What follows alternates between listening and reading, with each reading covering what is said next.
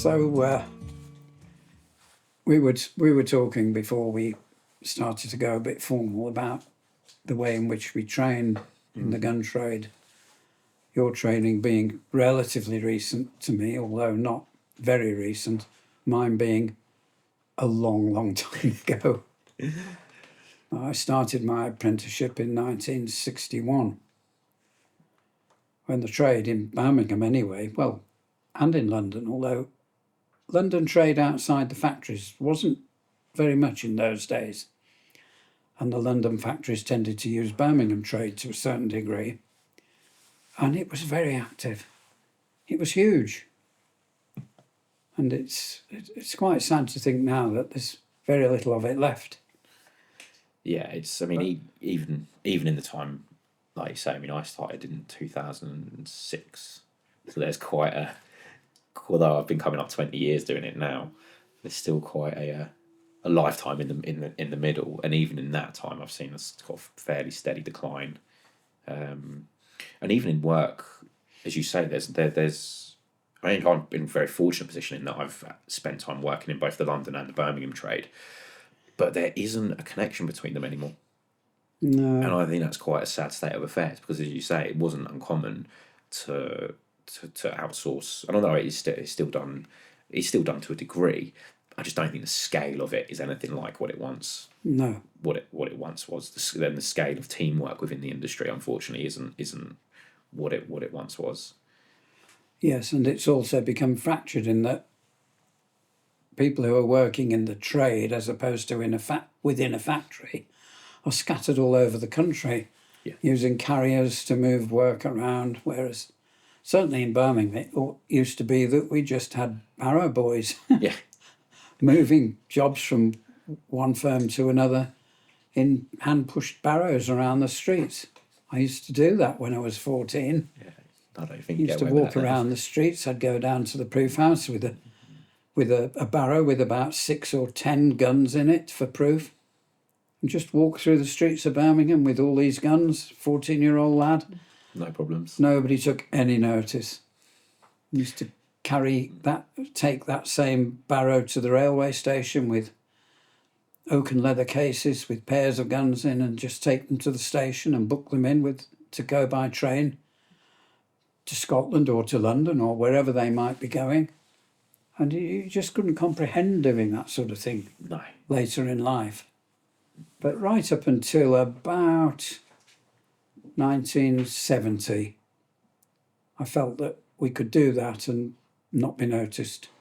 Certainly not be accosted by anybody, be it a policeman or a would-be criminal. Yeah. Just wouldn't take any notice.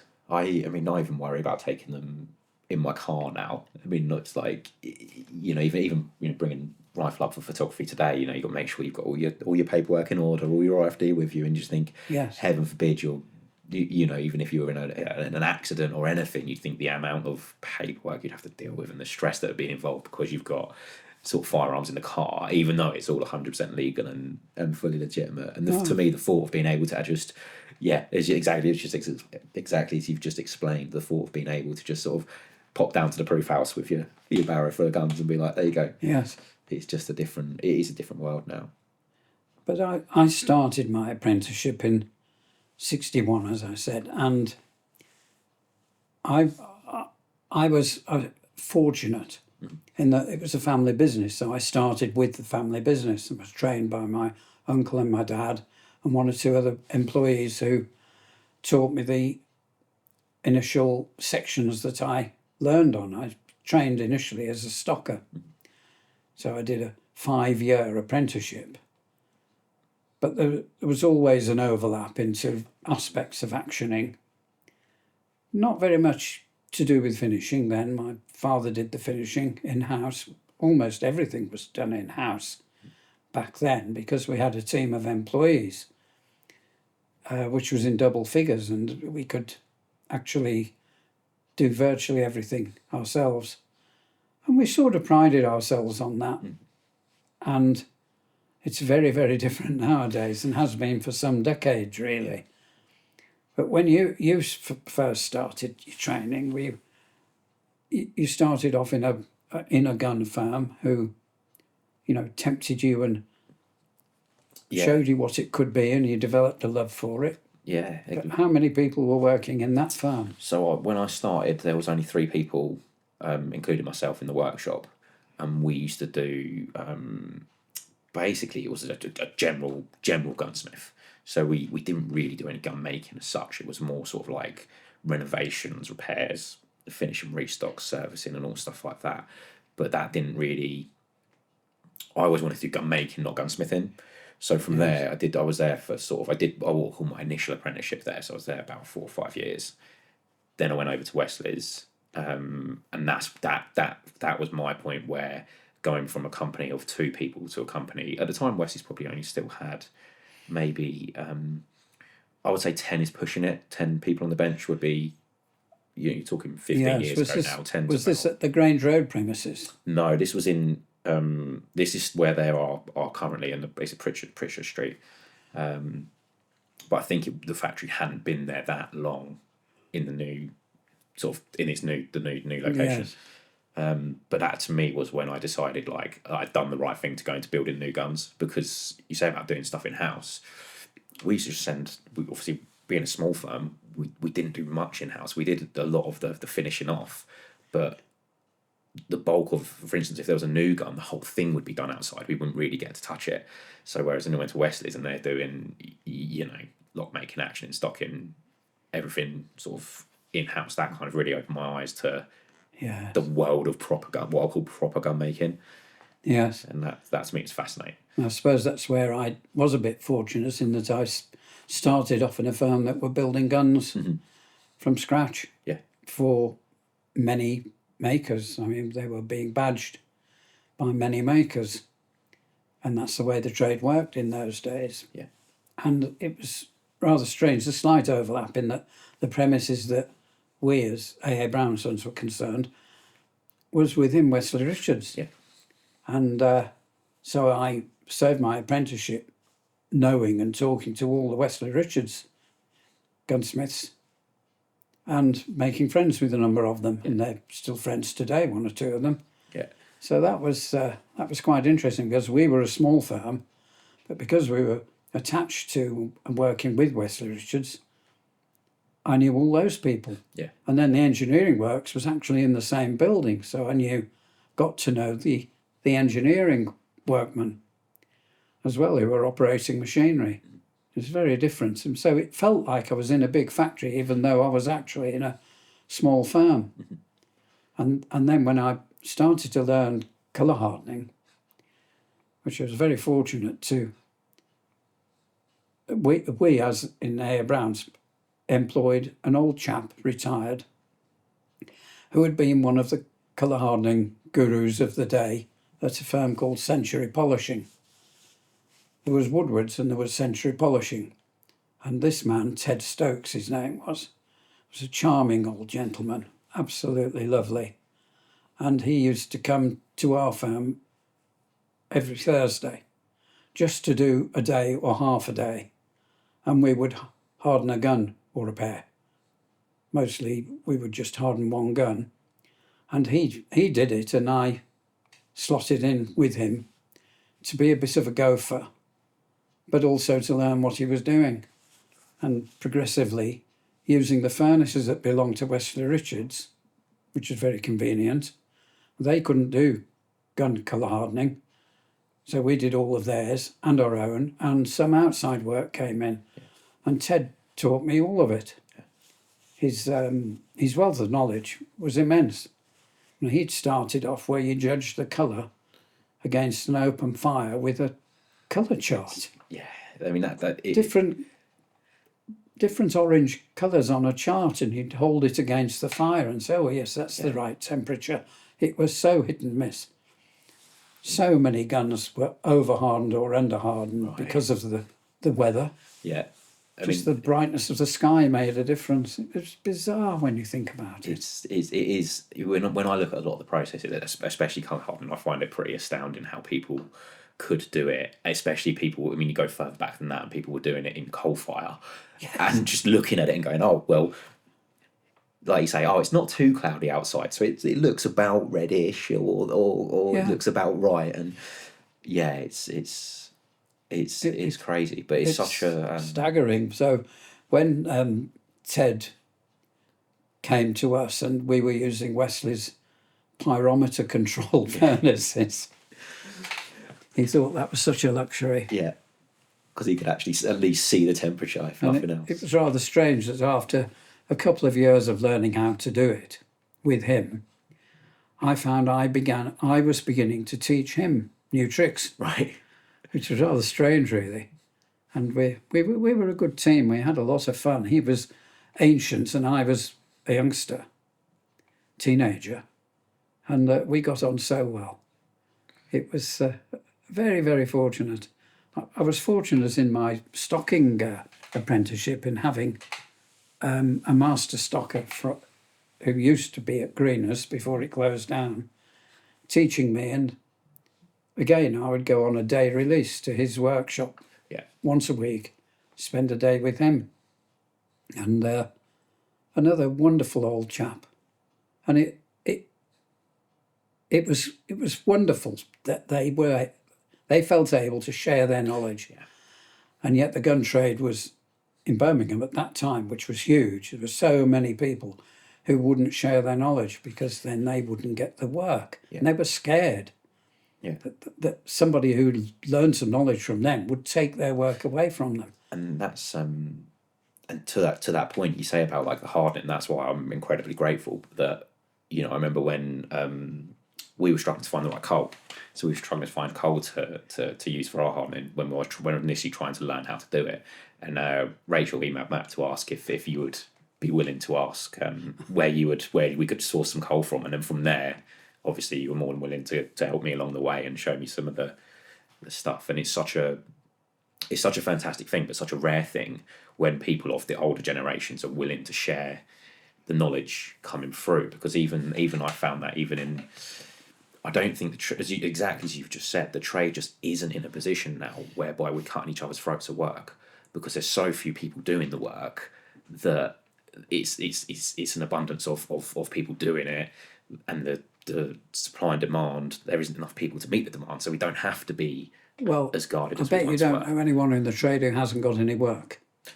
No, yeah, It's quite the opposite, isn't it? No. And I'm delighted to share knowledge.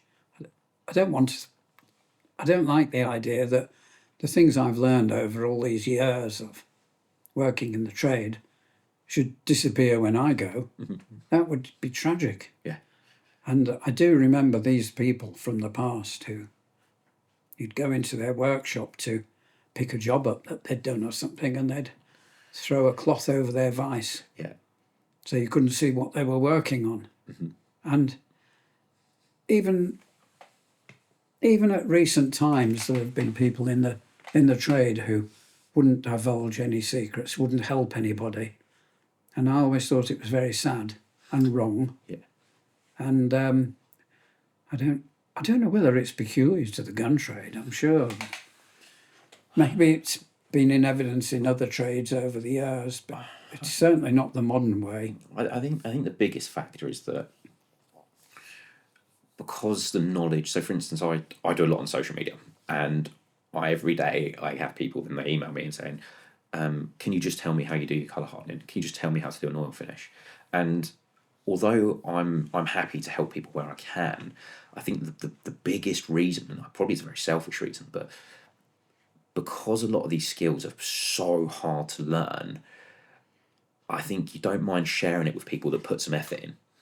So, for instance, when people are willing to do apprenticeships, or they're willing to just put the hours in and put the graft in, I think you're willing to share with them. But I think that the disconnect comes with knowing how hard it was for you to learn that skill, to then just gift it all to someone that hasn't sort of put any effort in. And I think what I found is I've been very, very, very fortunate in that most people I've worked with over the years have been willing to share information with me, or techniques, or kind of when I go to them, I've done this and it doesn't work, or I've done this and it's no good, can you point me in the right direction?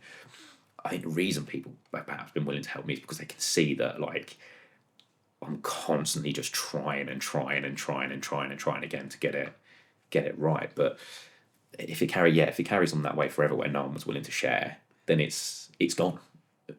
You know. Oh yes, it dies with the people who take the knowledge with them, and that's tragic. In my opinion, so I've been delighted to talk about aspects of colour hardening, for instance, because that's something that you and I have talked about on quite a lot of occasions. Yeah, cool. Yeah, there's been a lot of phone calls and a lot of pictures going, "This went wrong. Why is this? Why has this gone this badly wrong? And how can I do to fix it?" It wasn't just where do you get charcoal from? No, not at all. It was A lot. temperatures, times, all the things that make a difference. The water, the aeration, all the things that govern how it comes out. Yeah. And I suppose it's this mystique that's made it feel like it's a black art. We know it's a scientific process, really, but it doesn't seem like that. It doesn't. And I still find myself every time I'm getting ready to do the quench and I'm kind of sitting there and I'm ready. I still have a little bit of me. It's just like, let's see how it comes out. You can do you've done the exact same thing as you did the last time, but you're still in that, just sort of, Because there's an aspect of it that seems miraculous. You've got something you've worked on for months or years. Yeah. That's finely engraved. It's all beautifully done. It's fantastic when you pack it away in your charcoal. Yeah. Then you don't see it again until it's a long few hours after you've poured this red hot thing. You've tipped this red hot thing into water. Yeah. And in some ways, you almost feel it's going to just come out as a piece of scrap. Yeah. Sometimes don't want to look. And then you do the reveal as you've raised it up out of the water to see what you've got. Yeah. And you've got a miracle. Yes, I said this to my partner Rachel. I genuinely I did what was it on? It was on an action, a rifle action, and I said I've been trying to get it right for quite some time with a lot of development. I finally did one, and I said I literally gasped when I took it out of the quench because it was just exactly how I wanted it. And after literally 3 years of not doing it right, to be able to get it right, it was wonderful. That is just So I think that's why I personally, that's why I chase the more complex tasks in the gun making world, purely because I just think that the longer it takes you to do it, the longer it takes you to learn, and the more difficult it is, the better you feel, where eventually it comes together. And 9 times out of 10 it does come together at the end. You might not be talking months, you might be talking years, but there'll come a point where it gels. That's that job satisfaction thing that we get in this trade, which stops us retiring, to be honest. I'm 79 and I'm still doing it. I'm still making new guns. Not very many, and I do it slowly. Very slowly. But at least it's happening. Yeah. And that, I feel, in a way, it stops you getting prematurely old, probably. It keeps your brain and your physique a little bit more active than if you just sat down on the sofa and watched the daytime television. Yeah. And it's job satisfaction. Yeah. I still get a thrill out of doing something and it's come out well and I'm happy with it. It's a wonderful feeling. And to end up with a finished product that you can hand over to the client and he's got something that he's invested in, because they're not an off-the-shelf commodity, these things. They've got your heart and soul in them. Yeah. And that's what's so special about the traditional gun trade that we're both involved in, even though you're in your 30s and I'm almost 80. I mean, it doesn't matter. Yeah. Jumps generations, I think. It's interesting to compare the notes of the trade that as it was when you came in compared to when I started, with the Birmingham trade in particular being so vibrant, so many streets just full of gunsmiths and gun makers and component makers, just full of them. And it was a massive trade then in the 1960s, which just declined steadily over the years until there's one street left and there's hardly anybody in it. But the trade's become fractured with. Yeah. We progressively moved out and went to live here, there, or wherever. Yeah. And it is still a trade, but it's countrywide. The thing, even in the time since that I worked in the Birmingham trade, which say is roughly sort of 12, 15 years ish, even in that time, as you say, it's declined Yes. massively. I mean, I remember my first day at Westies, I got lost in Birmingham, and I was on my push bike, and obviously this was at the time you didn't have things like sat nav on your phone, so you didn't have a phone. Well, yeah. But I'd gone the day before on a car to drop my tools off. So I had my tools set up and I put my bench on the day before. And then on the day I was actually starting, I was riding my bike and I got off the train at Snow Hill and I just couldn't find it. And it was bucketing down with rain. And I actually knocked. I cannot remember the name of the gentleman, but I knocked on the door of a gunsmith that was on the second floor of one of the workshops in Price Street. And I knocked on his door. I said, I know it's really strange, but I'm trying to find Wesley Richards. I'm starting work there today. And I don't know where it is. And he very, very kindly directed me there, which was literally go that way, 200 yards, that way, 300 yards, and you're there. So I turned up 2 hours late, soaking wet on my first day. But that whole area where he was, where his workshop was, all of that's gone now. Yes. You know, in the grand scheme of things, it's a small amount of time, but it's just shrunk. So I really like. I think it's really quite fantastic how Westies is kind of like a pillar of that area. Because, you know, although it's kind of shrinking around it, at least they're still, you know, like holding firm and flying the flag and doing a fantastic job of it. It's the flagship in Birmingham simply because it's survived and it's large enough to be thought of as a proper gun factory. Yeah. And everybody else is a cottage industry in comparison. And many of the small gunmakers that are scattered about around Birmingham now are one-man band businesses, or two, but certainly haven't got a string of employees behind, doing the work. That's just not feasible anymore, because there simply isn't enough in it to warrant the investment. No, and that's what we struggle with. We go between 2 and 4 employees. Depending on the day, and I wish it was more, but we basically can't make money as we grow doing it. So we've actually found in the a better end, option. You're doing it because you love doing it, but you've still got to make money. Got to make pay money. your mortgage, finance Yeah. your family life, and all those things. Yeah, I think that's the thing that I found. That's the thing that I found most difficult is moving from doing it because I love doing it. Because I think I'll always have a genuine passion for gun making because I love doing it. And, you know, this example we say about apprenticeships, I did an apprenticeship. I then went to Westies for a bit. I then took, I think it was like a £11,000 pay cut to do another apprenticeship at Purdy's. Because for me, it was just not about the money at all. It was purely about the opportunity to learn. And there I got to learn with a really, really great guy. And that to me was like hugely valuable. Yeah. But now fast forward 10 years later, I'm married with 2 children, and although I still love it, they need feeding. So it has to be a business. And I feel it's a privilege to be able to make a business doing something you love doing, but it's a stress and a pressure that you have to be acutely aware of both sides of it. So you can't, like when, for instance, if a project comes up, I get all excited and I'm like, it's going to be a fantastic project. I really want to get involved in it. But then you run the numbers and you're like, no. Whereas 10 years ago, I would have done it because I would have done it purely for the love. Whereas now you've got to be able to think like, my dream was always to have sort of like, 4 or 5 people in the workshop, have one person, have been able to do a majority of stuff in-house. But the way the sort of industry is at the moment, I don't think it's feasible. Which I think is a massive shame. I think it's great that the big houses do continue that having factories with 10. I don't know what the biggest employer is for.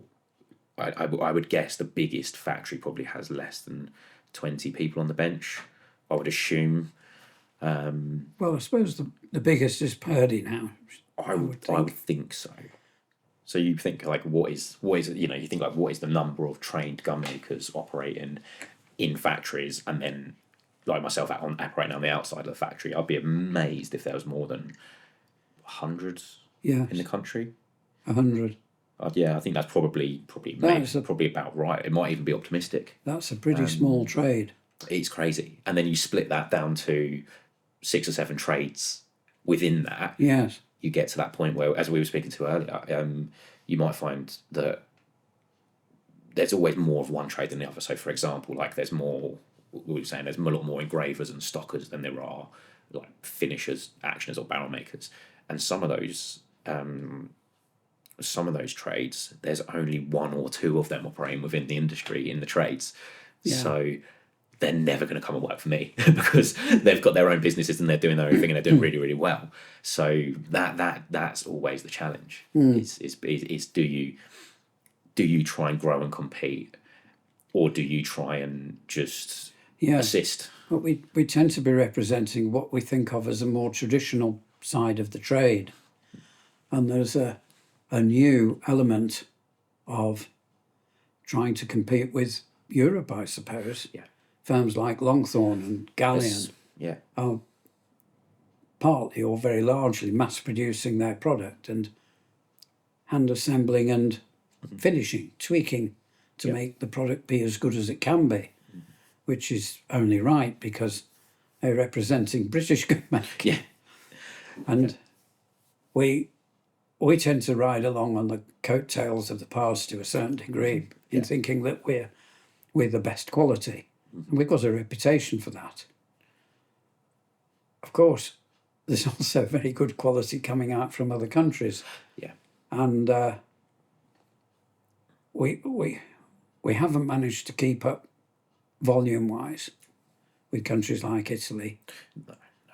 Ever since the end of the Second World War, we've been small in comparison. And that seems a shame to me. There were opportunities that were missed back in the 1950s, 60s. The trade was slowly declining. Yeah. Right from then, which I think is tragic. And that was when was it at that point when that was sort of the fall of the everyday man shooting an English gun to sort of more continental guns and stuff like that. Because let's face it, nowadays, realistically, price-wise involved with these sort of guns, they're not. They're not for everybody. No. Like domestically made guns are they're a luxury item now. Well, whenever we take an order to build a best gun, handmade or largely handmade gun, it's a privilege to have that order because it means somebody has put a great deal of faith in you to actually be able to make it and finish it off. It's just amazing. It amazes me every time that a client has been prepared to show the faith. Yeah. And especially because it's such a long process as well. Well, that's a big part of it, is that you've got. I feel exactly the same. Like whenever a client finally say yes and they send you the deposit and you're like, this is great, and then it's going to be realistically it's normally a good few years before they actually get the gun. Yes. So there's one, this financial aspect of the faith to it, but the other is just the time involved in the patience. They have to be patient and wait exactly that, and wait for it to come together. And it's not like it's not like with the best will in the world. It's not like you can just come in and smack the work out. You need a lot of different people. There's a lot of moving parts. And the work has to be done meticulously and carefully. And if you do anything wrong, you do it again. Yeah. Because you're trying to create as close to perfection as you can, without it being a mass-produced product. Yes. And yes, we do test the patience of the clients, that's for sure. Yes, I think, we're very guilty of doing that from time to time. And sometimes, I mean, these days... Do you think it takes longer now to build guns than, say, for instance, when you started? It does for me. A heck of a lot longer. Frighteningly long. I mean, realistically, a factory. When I say factory made, I don't mean mass produced. I mean in a well-known factory, kind of gun making factory, handmade gun. You're still looking at 3 to 4 years from placing the order to completion. Yeah. Yes, we are. During the period after we left Wesley Richards' premises and came here to where we are now, I suppose we were a handful of people and a few outworkers, and we were probably building 10 to 12 best sidelock guns a year. And our waiting list was probably 2 years. Yeah. And that gradually became 2.5 and 3, and eventually 4, and occasionally even longer, depending on, for instance, a chosen engraver might be very busy, and if he's already got 2 or 3 guns to engrave by the time he gets yours, that pushes the whole job back for a year. Yeah, yeah. And that's difficult for people to understand who don't realise what goes into it. Yeah. Fortunately, the most of the clients these days do understand, otherwise we wouldn't be doing it. Yes. And we're dependent on them and their willingness to actually keep it going. Long may it last. Yes. Yeah. Yeah. No, I hope it sees you out, Ian. I think it will, to be honest. A lot of people, I remember speaking to people that say, "Oh, you're going to gun making, and guns will get banned eventually, or you won't have a job, or this, that, and the other." I just think, well, I've got good faith in it. I think the gun industry. I don't like the way it's declined. Because it like I said earlier, it limits my ability to grow, and it limits how much output we can do. But at the same time, the demand currently is there. Yes, there is a demand, and I think I actually have this belief that as the world is getting more focused on technology, as the world is more getting focused on AI, as mechanised production has become so fantastically brilliant, I actually think there's going to become a sort of more value added to handmade products. I think we're going to almost go for full circle, whereby manufacturing becomes so AI driven that people will lean in towards handmade things, and handmade things will have more of a value. I think that's the way it will go. Well, I hope so too. I'm inclined to agree with you in that there's always a pocket here and there of craftspeople making a product that seems to do well. And they're very small, and it's all carefully handmade or low volume made, and people like it, want it. And yet, so many of these things could just be 3D printed. Yeah. And that feels soulless, worthless, and pointless. Yeah. But it's there. Yeah. And it's happening. And we're sort of trying to ignore it in a way. Just bury your head in the sand and hope for the best. Yeah. But I suppose it's like anything. I mean, when you talk to people about gun making in general, I think it's quite hard to purvey the artistry with it, because with all things you buy, be it like a car, you can buy a car for, you can buy a car for £1,000 that gets you from A to B. You can also spend pretty much an unlimitless amount of money on a car or a pen. But any of those things, when you buy it, you're not really just buying the thing. It's not just about what it does. You're buying the journey, and you're buying the time of that person. I think the use of the word journey is a good one, because I think people who order, not buy handmade guns, say second-hand or at auction, well, second-hand, but actually order them and go through the process of having them built with their input into various sections, which can be greater or lesser, and sometimes it's an enormous amount of input, to an annoying degree occasionally, but it's a lot of input. And I think that journey is the important thing for them. Yeah. And they get what they get at the end, and hopefully it serves them well and they love it. But quite often, after having taken delivery of that item, in our case it's a gun, and they go out shooting with it, but they suddenly get the itch and they order another one. Yeah. They don't need it, not really. They like that process. Now, I think we're very lucky that we can feed that process within those people. Yeah. And you can't enjoy that journey with a mass-produced product. No. Whatever it is. Yeah. So that's where we're always, I think, going to have a worth.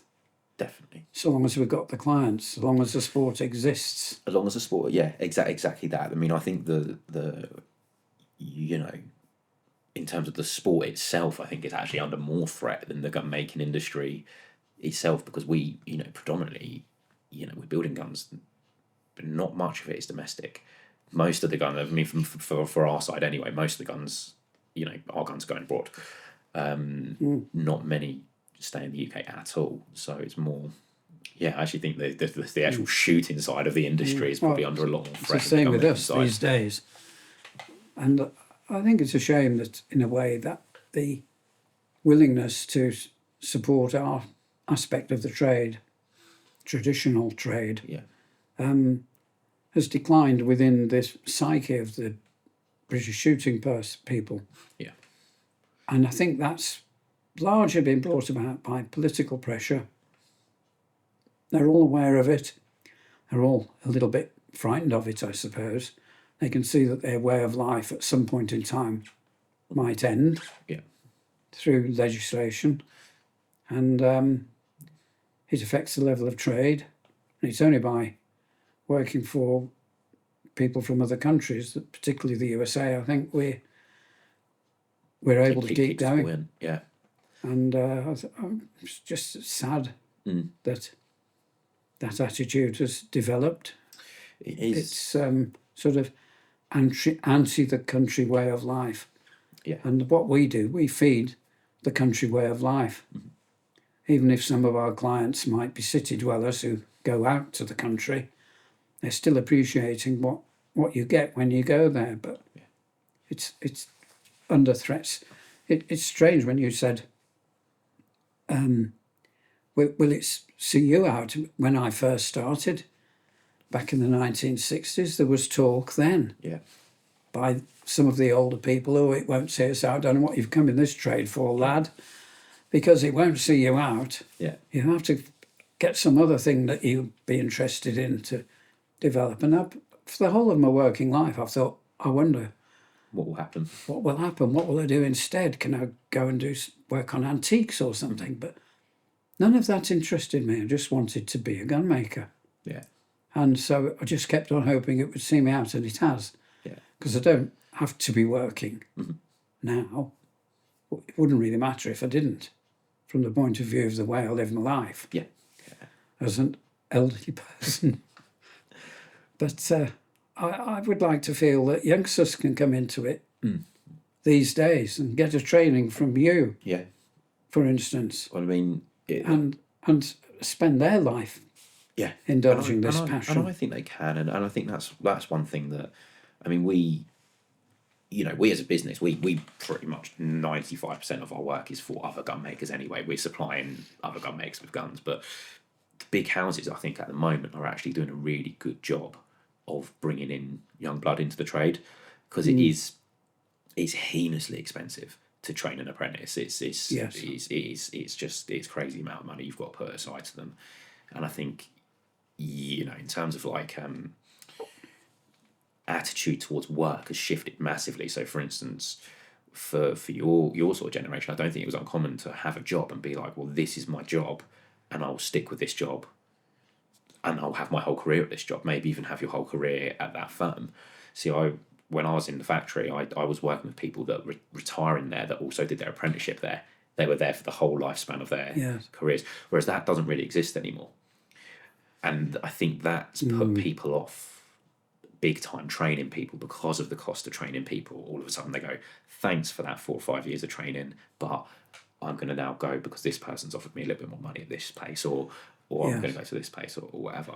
But despite of that, the big companies are still bringing in young blood into the trade, and I think if it weren't for them, I think the days of it would be limited. Because small companies like mine can't afford it. So. But they're doing. I agree. It reflects the experiences I had as an apprentice and subsequently post-apprenticeship in the employees that we at this firm had trained and thought were quite good at their job, and they appeared to be enjoying their job.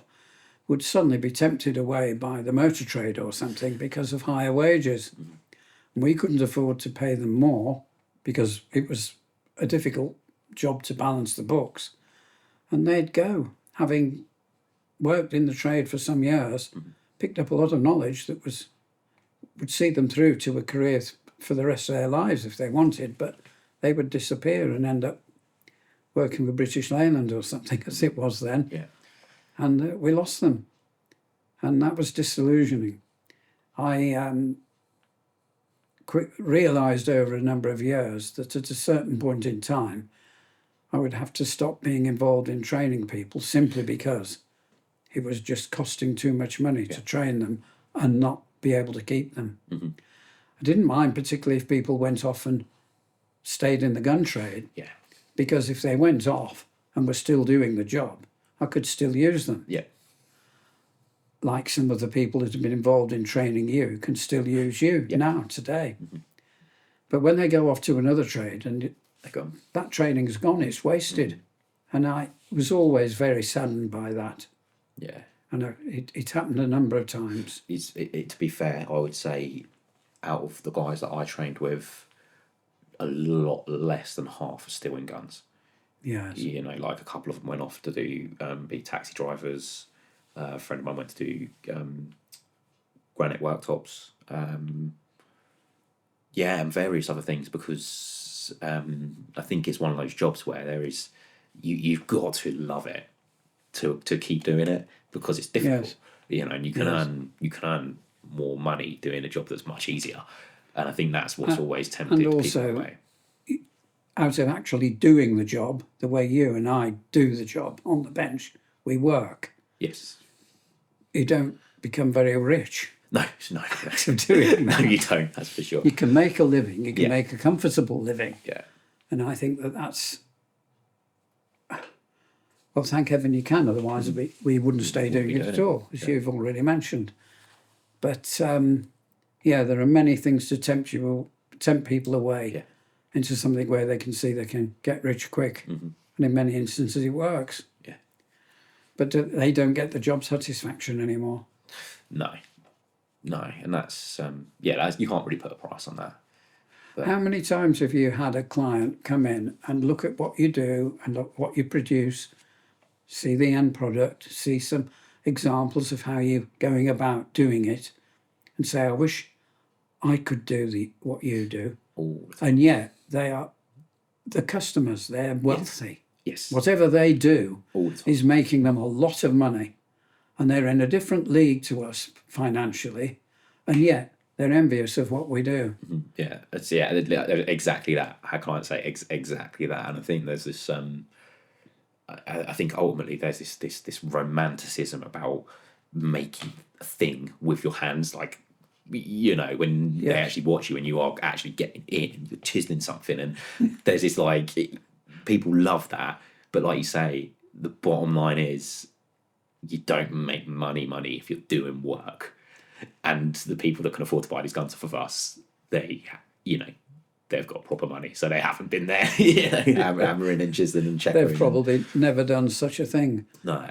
But they see the value of it. Yeah.